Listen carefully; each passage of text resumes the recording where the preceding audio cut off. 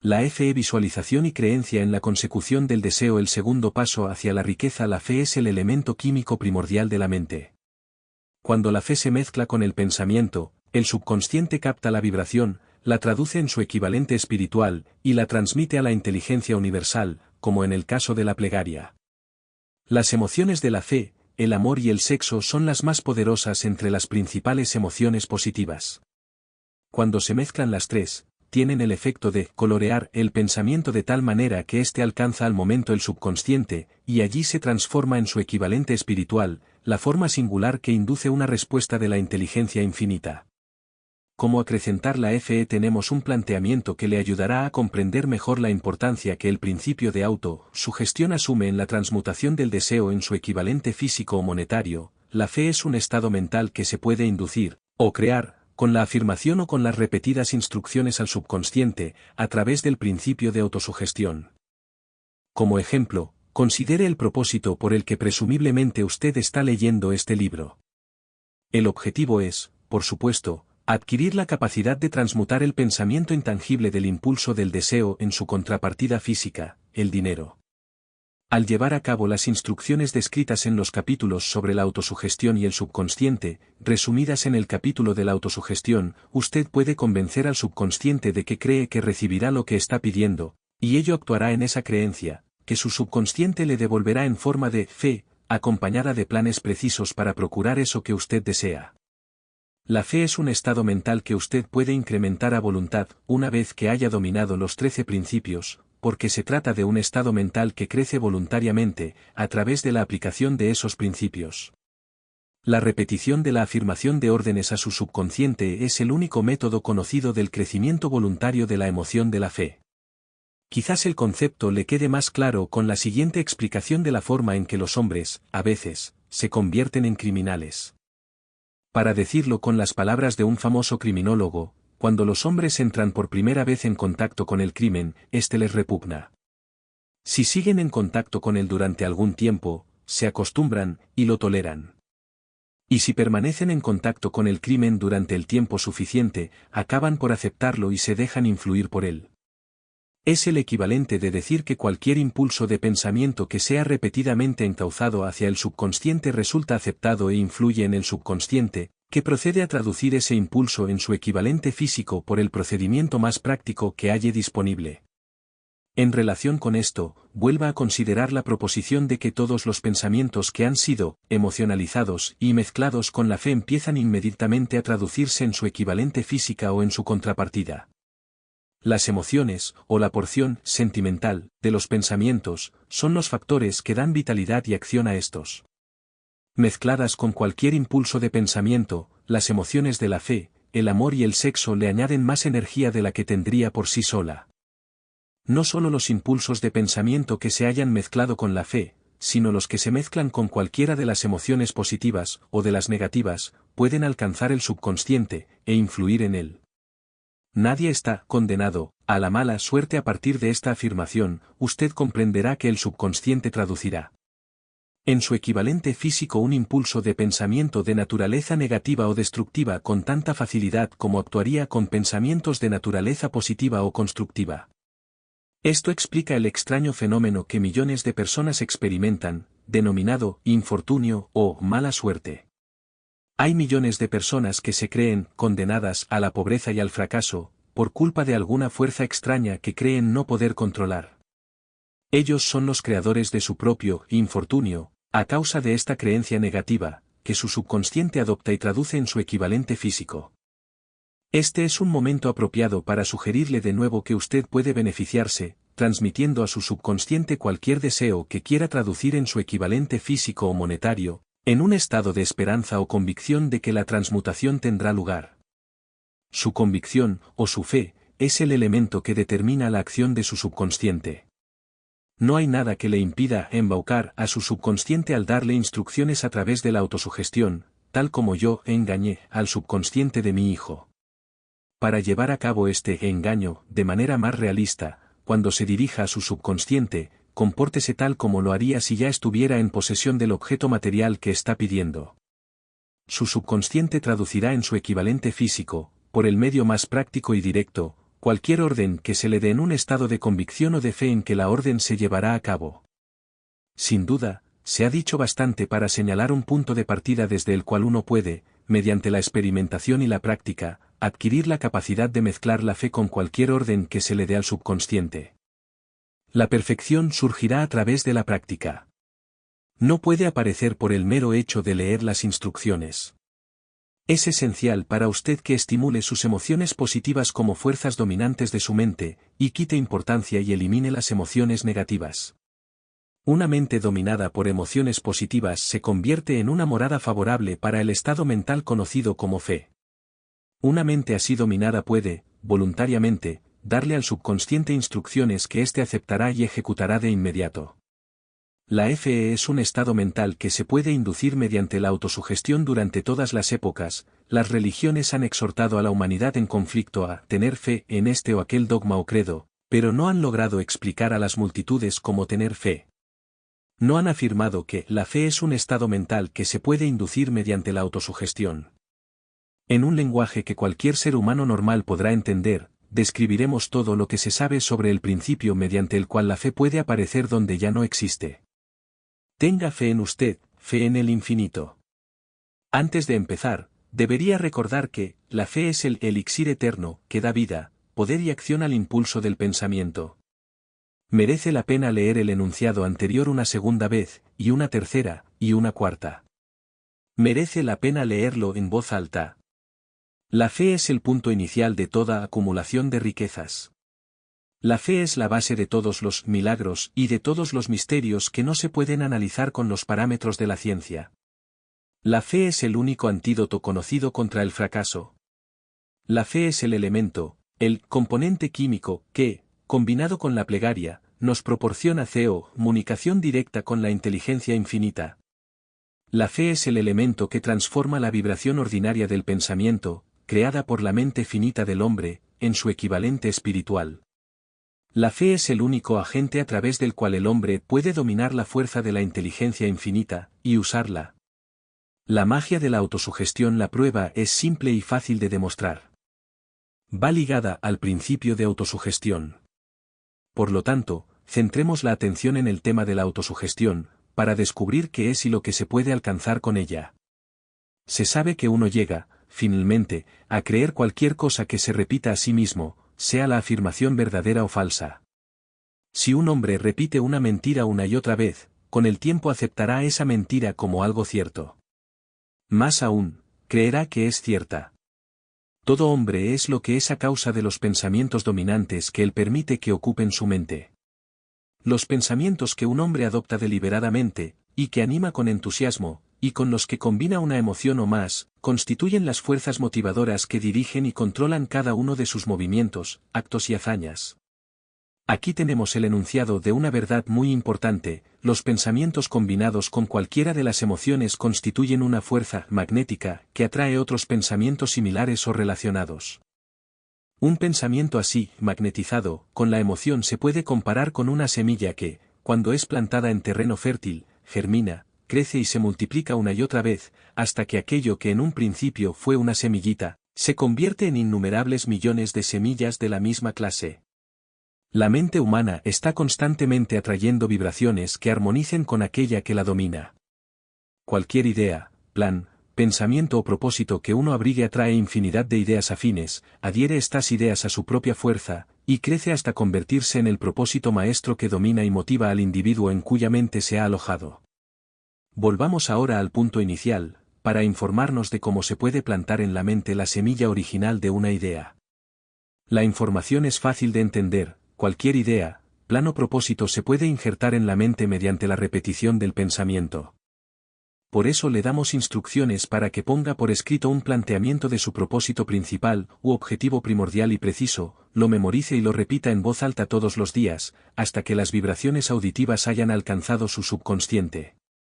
Decídase a dejar de lado las influencias de todo ambiente desfavorable para construir su propia vida a medida. Al hacer un inventario de sus recursos y capacidades mentales, quizá usted descubra que su mayor debilidad sea su falta de confianza en sí mismo. Esta desventaja puede ser superada, y la timidez transformada en coraje a través de la ayuda que el principio de la autosugestión proporciona. La aplicación de este principio puede ejecutarse mediante la sencilla enunciación de los impulsos de pensamiento puestos por escrito, memorizados y repetidos hasta que lleguen a formar parte del instrumental del que la facultad inconsciente de su mente disponga. Fórmula de la confianza en uno mismo. Primero, sé que tengo la capacidad de alcanzar el objeto del propósito definido de mi vida. Por lo tanto, exijo de mí mismo acción perseverante y continua hasta conseguirlo, y aquí y ahora prometo ejecutar tal acción. Segundo, me doy cuenta de que los pensamientos dominantes de mi mente se reproducirán con el paso del tiempo en actos externos y físicos para transformarse en una realidad física. Por lo tanto, concentraré mis pensamientos durante 30 minutos cada día en la tarea de pensar en la persona en que me propongo convertirme, creando de este modo una imagen mental clara. Tercero, sé que, mediante el principio de la autosugestión, cualquier deseo que abrigue con perseverancia buscará expresarse a través de ciertos medios prácticos para obtener el objeto que haya tras él. Por lo tanto, dedicaré 10 minutos cada día a pedirme el incremento de la confianza en mí mismo. Cuarto, he escrito con claridad una descripción del objetivo primordial de mi vida, y nunca dejaré de esforzarme, hasta que haya conseguido la suficiente confianza en mí mismo para alcanzarlo. Quinto, comprendo con claridad que no hay riqueza ni posición que pueda durar mucho tiempo, a menos que se haya formado sobre la lealtad y la justicia. Por lo tanto, no me comprometeré en ninguna transacción que no beneficie a todos a los que afecte. Tendré éxito atrayendo hacia mí las fuerzas que deseo emplear, y la cooperación de otras personas. Induciré a otros a servirme, por obra de mi disposición de servir a otros. Eliminaré el desprecio, la envidia, los celos, el egoísmo y el cinismo y cultivaré el amor por toda la humanidad, porque sé que una actitud negativa hacia los demás nunca me dará el éxito. Haré que los demás crean en mí, porque yo creeré en ellos y en mí mismo. Firmaré esta fórmula con mi nombre, la memorizaré y la repetiré en voz alta una vez cada día, con la fe absoluta de que influirá gradualmente en mis pensamientos y mis actos para que yo me convierta en una persona que confía en sí misma y que goza del privilegio del éxito. Tras esta fórmula hay una ley de la naturaleza que ningún hombre ha sido todavía capaz de explicar. El nombre por el que dicha ley se conoce tiene poca importancia. Lo que importa de ella es que funciona, para la gloria y el progreso de la especie humana, si es usada de forma constructiva. Por otra parte, si se la usa destructivamente, destruirá con la misma facilidad. En esta afirmación podemos encontrar una verdad muy importante: quienes se hunden en la frustración y acaban su vida en la pobreza, la miseria y la angustia lo hacen a causa de la aplicación negativa del principio de la autosugestión. La causa se puede encontrar en el hecho de que todos los impulsos de pensamiento tienen tendencia a vestirse de su equivalente físico. El desastre del pensamiento negativo: el subconsciente no distingue entre impulsos de pensamiento positivos o negativos. Trabaja con el material que le suministramos, a través de nuestros impulsos de pensamiento. El subconsciente traducirá en algo real un pensamiento regido por el miedo con tanta facilidad como transformaría en realidad un pensamiento regido por el coraje, o por la fe. Tal como la electricidad hace girar las ruedas de la industria, y rinde servicios útiles si se la emplea correctamente, o acaba con la vida si se hace mal uso de ella, así, la ley de la autosugestión nos conducirá a la paz y la prosperidad o nos arrastrará hacia el valle de la miseria, el fracaso y la muerte, de acuerdo con el grado de comprensión y aplicación que tengamos de ella. Si uno se llena la cabeza de miedos, dudas y desconfianza en su capacidad para conectar y usar la fuerza de la inteligencia infinita, la ley de la autosugestión adoptará ese espíritu de desconfianza y lo usará como patrón mediante el cual el subconsciente lo traducirá en su equivalente físico. Así como el viento arrastra una nave hacia el este y otra hacia el oeste, usted será elevado o hundido por la ley de la autosugestión de acuerdo con la manera en que usted oriente las velas de su pensamiento. La ley de la autosugestión, que puede elevar a cualquier persona a niveles asombrosos de realización, queda bien descrita en los siguientes versos. Si piensas que estás vencido, lo estás. Si piensas que no te atreves, así es. Si te gusta ganar, pero piensas que no puedes, es casi seguro, no ganarás. Si piensas que perderás, estás perdido, pues el mundo nos enseña que el éxito empieza en la voluntad del hombre. Todo está en el estado de ánimo. Si piensas que eres superior, lo eres. Has tenido que pensar alto para ascender. Has tenido que estar seguro de ti mismo antes de ganar ningún premio. Las batallas de la vida no siempre favorecen al hombre más fuerte o al más rápido, pero tarde o temprano el hombre que gana es el hombre que piensa que puede. Observe las palabras que se han destacado, y captará el profundo significado que el poeta expresa. ¿Qué genio yace dormido en su cerebro? En algún rincón de su carácter está latente, dormida, la semilla de la realización que, si germinara y se pusiera en acción, lo elevaría a niveles que tal vez usted nunca soñó alcanzar. Así como un virtuoso puede arrancar las melodías más hermosas de las cuerdas de su violín, usted puede despertar al genio que yace dormido en su mente, y hacer que lo conduzca hacia arriba, hacia cualquier objetivo que desee alcanzar. Abraham Lincoln fue un fracasado en todo lo que intentó, hasta después de haber alcanzado los 40 años. Fue un don nadie, de ninguna parte, hasta que una gran experiencia entró en su vida y despertó al genio dormido que había en su corazón y en su cerebro, para darle al mundo uno de sus hombres realmente grandes. Esa experiencia estaba combinada con las emociones de la aflicción y el amor. Le aconteció a través de Anne Dudley, la única mujer a quien el amor realmente. Es sabido que la emoción del amor está ligada al estado de ánimo conocido como la fe, y esto se debe que el amor se aproxima mucho a traducir los impulsos de pensamiento propios en su equivalente espiritual. Durante su labor de investigación, el autor ha descubierto, a partir del análisis de la vida y obra y realizaciones de centenares de hombres de posiciones destacadas, que detrás de casi cada uno de ellos existía la influencia del amor de una mujer.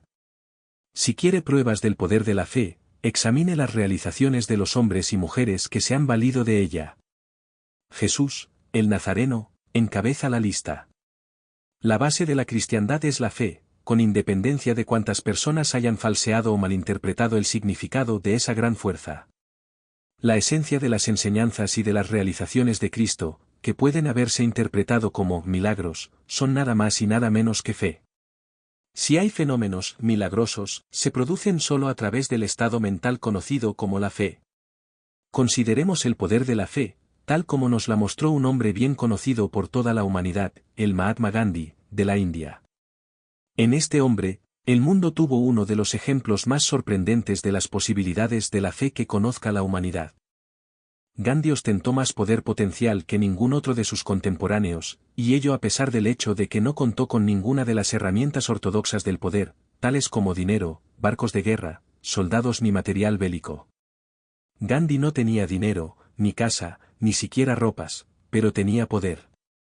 ¿Cómo lo obtuvo?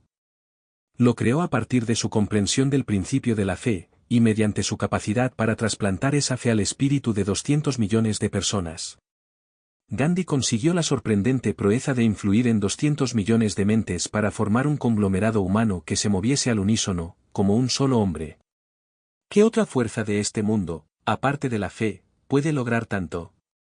Como una idea construyó una fortuna debido a la necesidad de la fe y de la cooperación en el funcionamiento de los negocios y de la industria. Será tan interesante como provechoso analizar un suceso que nos proporciona un excelente ejemplo para la comprensión del método por el cual los individualistas y los hombres de negocios acumulan grandes fortunas al dar antes de intentar obtener.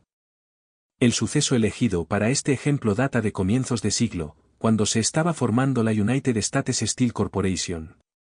A medida que lea la historia, tenga presente esos hechos fundamentales, y comprenderá cómo las ideas se han convertido en fortunas inmensas. Si usted es de los que se han preguntado a menudo cómo se han acumulado las grandes fortunas, esta historia de la creación de la United States Steel Corporation le resultará esclarecedora. Si tiene alguna duda de que los hombres pueden pensar y hacerse ricos, esta historia disipará esa duda, porque usted podrá ver con claridad en la historia de la United States Steel Corporation la aplicación de una porción importante de los principios que se describen en este libro.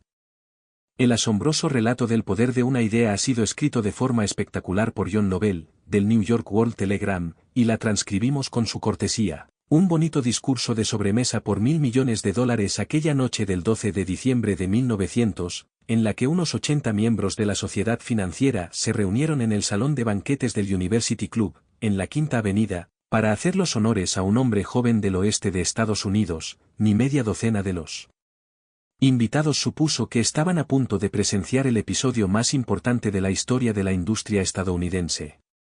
J. Edward Simmons y Charles Stewart Smith, llenos de gratitud por la pródiga hospitalidad con que Charles M. Schwab les había regalado durante una reciente visita a Pittsburgh, habían organizado la cena para presentar a aquel empresario del acero de 38 años a la Sociedad de Banqueros del Este de Estados Unidos. Pero no esperaban que magnetizara de tal modo la convención. De hecho, le advirtieron que los corazones que rellenaban las camisas de Nueva York no reaccionarían a la oratoria, y que si no quería aburrir a los Stillman y los Harriman y los Vanderbilt, sería mejor que se limitara a 15 o 20 minutos de intrascendencias amables, pero nada más.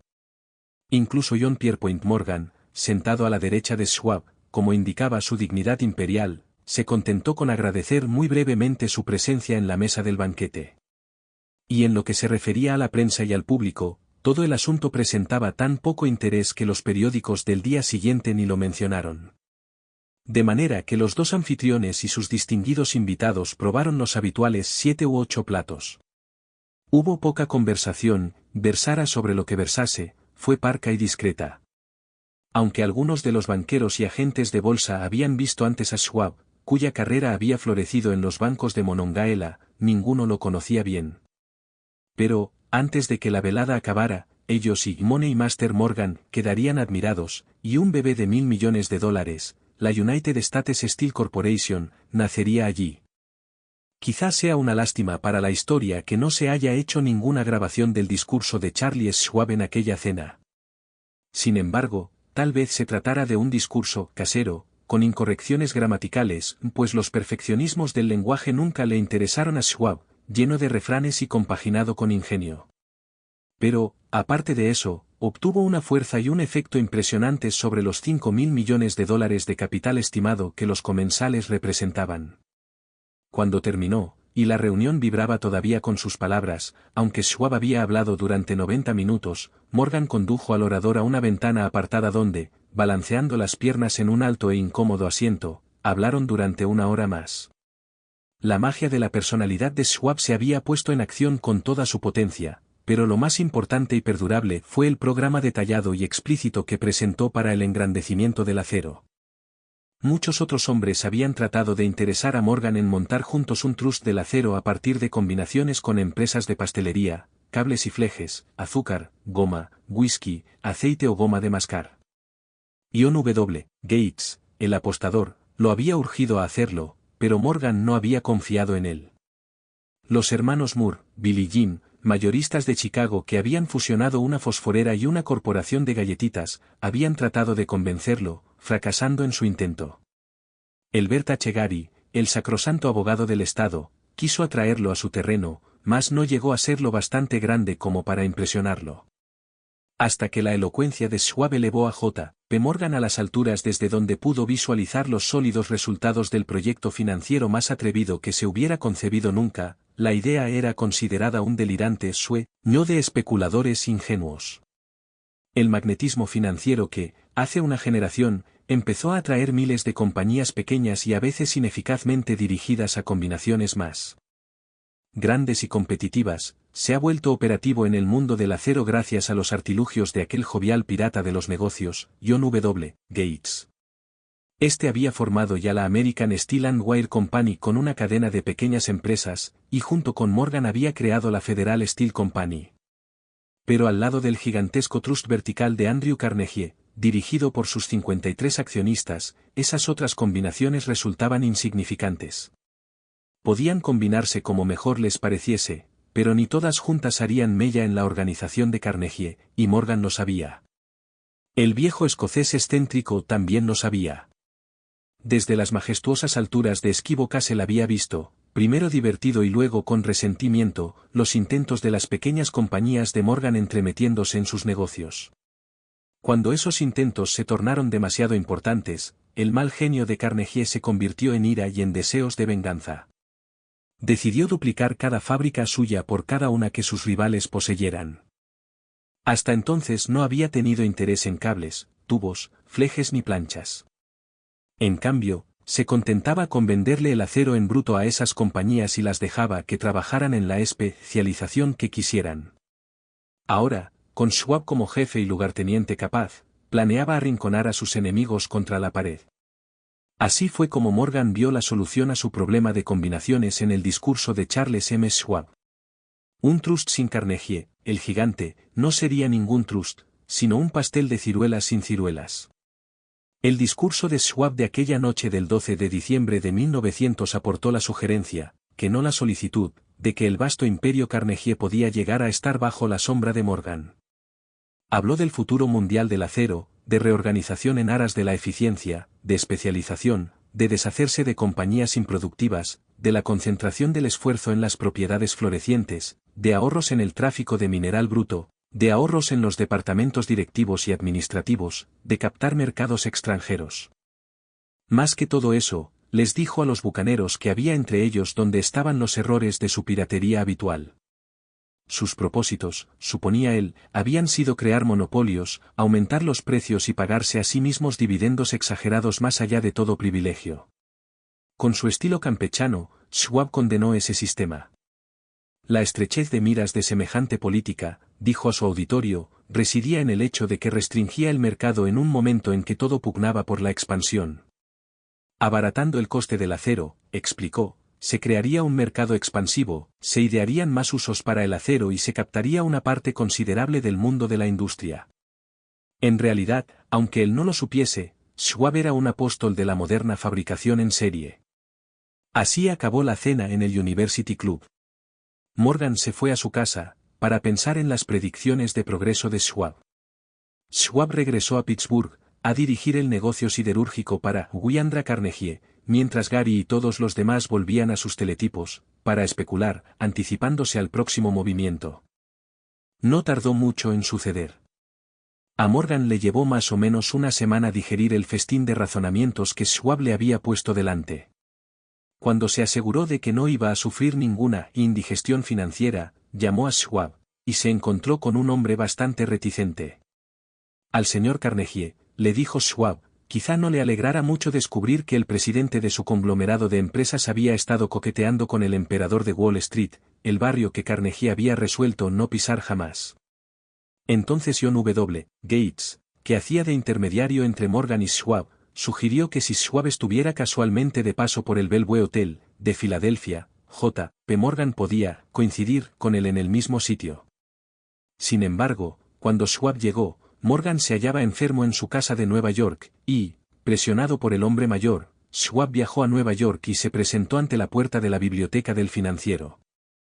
En la actualidad, ciertos historiadores de la economía han expresado la sospecha de que esta historia, desde el principio al fin, fue planificada por Andrew Carnegie, que la cena en honor de Schwab, el célebre discurso, la reunión del domingo por la noche entre Schwab y el rey del dinero fueron sucesos que el sagaz escocés había preparado de antemano. La verdad es precisamente todo lo contrario. Cuando Schwab fue llamado a cerrar el trato, ni siquiera sabía si el jefecito, como llamaban a Andrew, prestaría atención a una oferta de vender, en particular a un grupo de hombres a quienes Andrew consideraba dotados de algo menos que la beatitud. Pero Schwab acudió a la reunión con 6 hojas escritas de su puño y letra, llenas de datos que, según él, representaban el valor físico y potencial de rendimiento de cada compañía metalúrgica que él consideraba una estrella esencial en el nuevo firmamento del metal. 4 hombres sopesaron esos esquemas durante toda la noche. El jefe, por supuesto, era Morgan, firme en su credo del derecho divino del dinero. Con él estaba su socio aristocrático, Robert Bacon, un erudito y un caballero. El tercero era John W. Gates, a quien Morgan tachaba de apostador y utilizaba como herramienta. El cuarto era Schwab, que sabía más sobre el proceso de elaborar y vender acero que cualquier grupo de hombres de su época. A lo largo de aquella conferencia, los esquemas del hombre de Pittsburgh no se cuestionaron nunca. Si él decía que una compañía valía tanto, así era, y punto. También insistió en incluir en la combinación solo las empresas que él tenía nominadas. Había concebido una corporación sin dobleces, donde ni siquiera quedaba lugar para satisfacer la codicia de amigos que deseaban descargar sus compañías sobre los anchos hombros de Morgan. Al amanecer, Morgan se puso de pie y se desperezó. Solo quedaba un asunto pendiente. ¿Cree que puede persuadir a Andrew Carnegie de vender?, preguntó. «Puedo intentarlo», repuso Schwab. «Si usted consigue que venda, Me comprometeré en todo este asunto, aseguró Morgan. Hasta allí todo iba bien. Pero, ¿vendería Carnegie? ¿Cuánto pediría? ¿Cómo se efectuaría el pago? ¿En acciones ordinarias o preferentes? ¿En bonos? ¿En efectivo? Nadie podía reunir 320 millones de dólares en efectivo. En enero acudieron a un partido de golf en los helados prados de St. Andrews, en Westchester, Andrew envuelto en jerseys, bien abrigado, y Charlie conversando de trivialidades, para ejercitar el buen humor. Pero no se pronunció ni una palabra sobre negocios hasta que la pareja se sentó en la cálida sala de la cabaña que Carnegie poseía cerca de allí. Entonces, con el mismo poder de convicción con que había hipnotizado a 80 millonarios en el University Club, Schwab dejó caer rutilantes promesas de retiro y comodidad, de los innumerables millones que satisfarían los caprichos sociales del viejo escocés. Carnegie estuvo de acuerdo, escribió algo en un trozo de papel y dijo, muy bien, venderemos por este precio.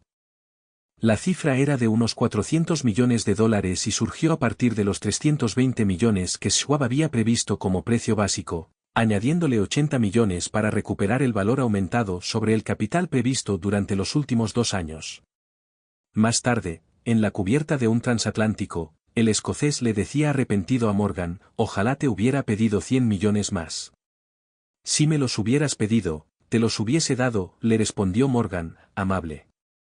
Hubo cierto alboroto, por supuesto. Un corresponsal británico envió un cable diciendo que el mundo del acero extranjero estaba aterrado ante la gigantesca corporación. El presidente Hadley, de Yale, declaró que a menos que se regulasen los trusts, el país tendría un emperador en Washington durante los próximos 25 años. Pero ese hábil agente de bolsa que quien se aplicó a su trabajo de impulsar tan vigorosamente las nuevas acciones hacia el público, que todo el exceso de liquidez, estimado por algunos en cerca de 600 millones de dólares, fue absorbido en un abrir y cerrar de ojos. De manera que Carnegie obtuvo sus millones, el sindicato de Morgan consiguió 62 millones por todos sus problemas, y todos los muchachos, desde Gates a Gary, también ganaron sus millones. Schwab, de 38 años, obtuvo su recompensa. Fue nombrado presidente de la nueva corporación, y ostentó el cargo hasta 1930. La riqueza empieza con una idea. La impresionante historia del gran negocio que usted acaba de leer es un ejemplo perfecto del método por el cual el deseo puede transmutarse en su equivalente físico. Esa gigantesca organización se creó en la imaginación de un hombre. El plan por el que le proporcionaban a la organización hornos de acero que aportaban su estabilidad financiera se creó en la mente de la misma persona. Su fe, su deseo, su imaginación, su perseverancia fueron los verdaderos ingredientes esenciales que conformaron la United States Steel Corporation. Los hornos y los equipos mecánicos adquiridos por la empresa, después de haber surgido a la existencia legal, fueron incidentales, pero un análisis cuidadoso revelará el hecho de que el valor aumentado de las propiedades adquiridas por la corporación se incrementó en unos 600 millones de dólares, por la mera transacción que los consolidaba bajo una misma gerencia. En otras palabras, la idea de Charles M. Schwab, sumada a la fe con la que contagió a J. P. Morgan y a los demás, había dado unos beneficios de unos 600 millones de dólares. No es una suma insignificante por una sola idea. La United States Steel Corporation prosperó hasta convertirse en una de las empresas más ricas y poderosas de Estados Unidos, dando empleo a miles de personas, desarrollando nuevas aplicaciones para el acero, y abriendo nuevos mercados, demostrando de ese modo que los 600 millones de beneficio que la idea de Schwab produjo estaban bien merecidos. La riqueza empieza a partir de una idea. La cantidad está limitada solo por la persona en cuya mente esa idea se pone en movimiento. La fe elimina las limitaciones. Cuando esté preparado para negociarle a la vida lo que usted desee, recuerde, usted es el que pone el precio por obtener lo que quiere.